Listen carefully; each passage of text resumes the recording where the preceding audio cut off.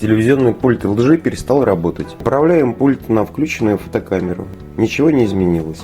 Берем рабочий пульт, проверяем. Хорошо видно, что диод работает. Будем менять диод. Разбираем. Плюсовой контакт можно отметить маркером. Выпаиваем нерабочий диод. С помощью иголки и паяльника освобождаем контактную группу от старого припоя. Подгибаем ножки по старому образцу. Соблюдая полярность, вставляем диод и припаиваем.